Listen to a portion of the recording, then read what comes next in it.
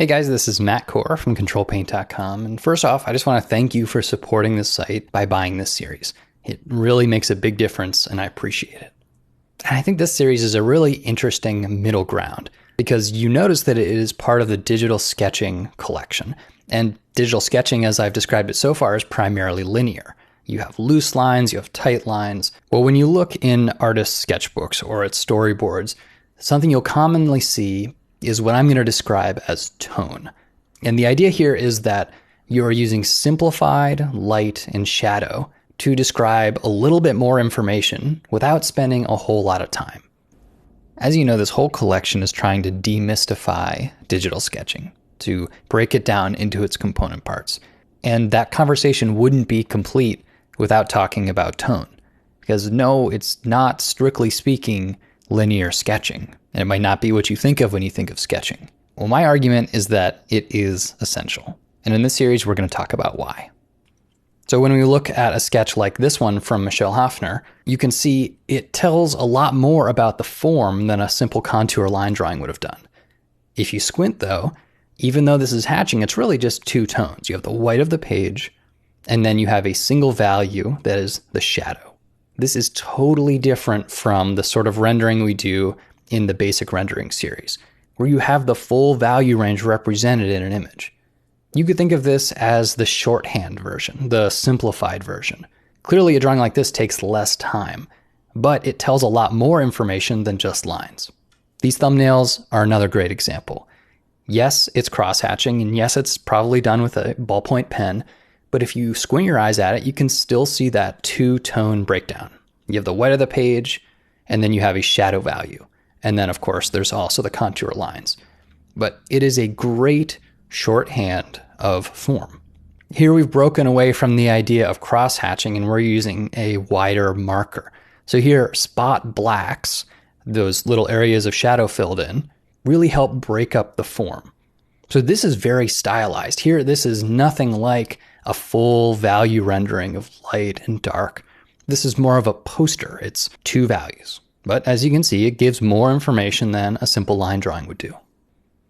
Now this might look really different at a glance, but it's actually the same idea. So here there was, granted, a more detailed sketch that was made, but once they made the sketch, they toned it with a single value. You have light and you have shadow. It would take much quicker to do a drawing like this than it would to do a full illustration, but you can tell there's a lot of information being conveyed here. So this is one step further. Here we have three tones. We have the white of the page, a middle gray, and a black. And when you have three tones, it gives you even a little more flexibility. Now we have the ability to differentiate between the black rubber tires and then the body of the motorcycle. They are literally different materials. And I know that because the tires are solid black, but within the body of the motorcycle, the core shadows are gray. So this indicates to me that the material is different. It doesn't necessarily tell me what the material is. This is not a complete rendering with specular highlights and all that, but it gives me a little bit more information. And it does it while still being very distilled down to the essence. Another way you can go with it is to use it for purely graphic reasons.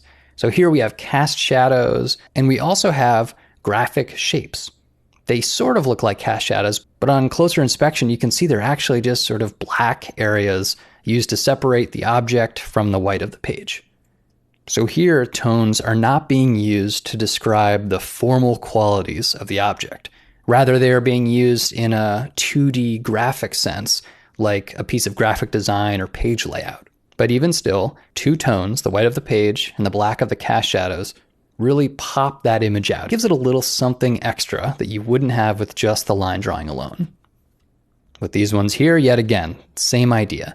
They are just giving it a little bit of something extra, a little more visual interest that a strict line drawing wouldn't include. Now, it'd be impossible to talk about this subject without talking about storyboards. Storyboard artists have to be absolutely fast. If you're doing 100 drawings a day, you do not have the option of doing a full value rendering. Your job is to convey as much information as you can, but to do it as quickly and efficiently as possible. So with this in mind, storyboards are a great use case for, we'll call it abstracted lighting. Here you can see the tones are spread around the canvas with very specific intention. All the characters in the frame are not treated equally. If there are shadows, they're maybe only used selectively to draw the eye. This is not a traditional lighting and rendering. This is just telling a story.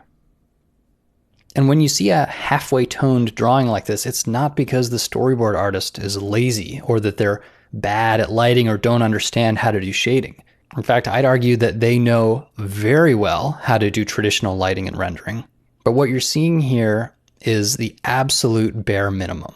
They are communicating the message they want to tell you with as few marks as possible. So toning, in my opinion, is sort of a puzzle.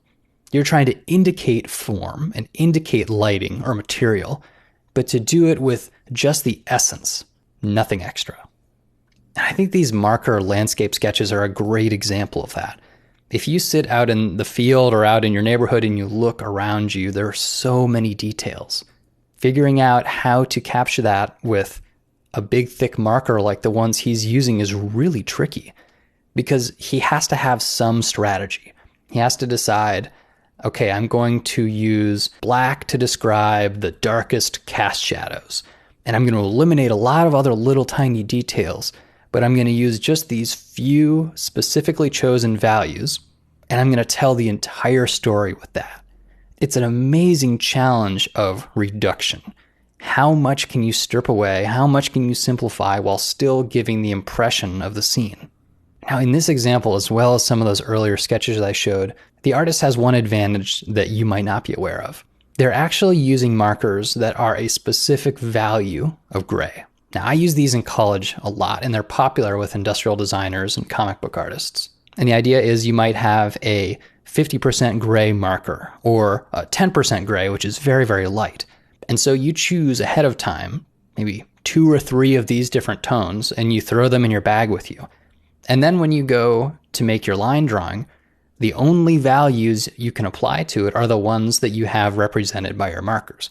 So you leave with the white of the page and then a couple values of gray plus the line, and that's it. The media is literally restricting your palette to those few values. So unlike using cross-hatching to describe various gradations of light and shadow, you have flat tones, and that's all you have to work with. And if you're not intimidated by that, it gives you this great efficiency. You don't have to spend time trying to carefully block in light and shadow. You just lay down flat color and move on. And that's what I want to talk about in this series. We're not going to be literally using markers. I'm going to show you how to do it in Photoshop, but we're going to talk about strategies to have a shorthand for lighting and shadow. As you can see, these artists all have very different looking artwork, but what they all share in common is a strategy. I bet if you looked at other images created by these artists, they would have a similar treatment of light and shadow because they're just used to doing it this way. It's not a finished artwork, it's a sketch, but it tells a lot more than a line drawing would. So let's take a look at how to set this up in Photoshop.